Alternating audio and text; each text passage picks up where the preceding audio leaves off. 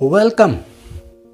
क्या कभी आपने एक हिरन को शेर के साथ खाते हुए, एक हाथी को गैंडे के साथ चलते हुए, या फिर एक बकरी को गाय के साथ लड़ते हुए, या आसमान में कभी एक बाज को कौवे के साथ उड़ते हुए देखा है? आप कहेंगे नहीं, पर मैं कहूँगा क्यों नहीं, किस लिए नहीं, क्यों ऐसा नहीं होता कि ये सब साथ में मिलकर रह सकते हो?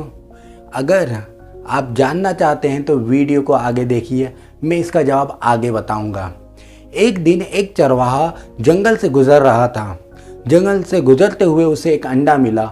उसने वो अंडा उठा लिया और अपने साथ घर लेकर आ गया और अपनी मुर्गियों के अंडों के साथ उसे रख दिया।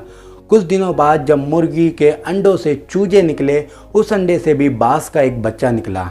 वो बाज का बच्चा दूसरे चूजों के साथ रहने लगा, खाने पीने लगा, खेलने कूदने लगा। धीरे धीरे वक्त गुजरा, दिन गुजरे, वो चूजे मुर्गियां बदल गईं और वो बाज का छोटा सी बच्चा एक बड़ा बाज बन गया।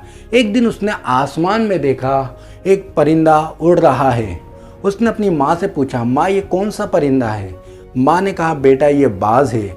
इसकी तेज तर्रार आंखें, पेनी नोकदार चोंच, मजबूत पंजे और ताकतवर परों की मदद से यह आसमान की बुलंदियों तक उड़ सकता है और इसी वजह से ये परिंदों का राजा कहलाता है। लेकिन बेटा तुम नहीं उड़ सकते क्योंकि तुम एक मुर्गी हो। उस बाज के बच्चे ने सोचा वो मुर्गी है, वो उड़ नहीं सकता, और यही सोचते हुए उसने अपनी बाकी की सारी ज़िंदगी गुजार दी और ऐसा ही सोचता हुआ वो मर गया। रानू मंडल का नाम आपने सुना होगा। अपनी ज़िंदगी का एक बड़ा सी हिस्सा बेरोज़गारी, मुफलिसी और तंगदस्ती में गुजार देने के बाद अगर उसकी एक वीडियो स्टेशन पर भीख मांगती हुई किसी ने नहीं उतारी होती तो शायद वो आज भी गुमनामी के अंधेरों में जीकर मर जाती। कुदरत ने हर इंसान के अंदर एक खूबी, एक खासियत और एक सलाहियत पैदा करी है। अगर आपने उन सलाहियतों को जान लिया, पहचान लिया और उन पर काम किया, उन्हें पॉलिश किया, तो आप भी उस बाज की तरह आसमान की बुलंदियों पर उड़ सकते हैं।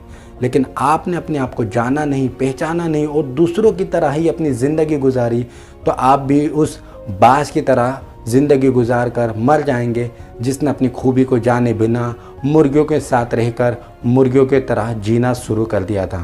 फ़र्क इस बात से नहीं पड़ता आप कहाँ रहते हैं, आप किन लोगों के साथ रहते हैं।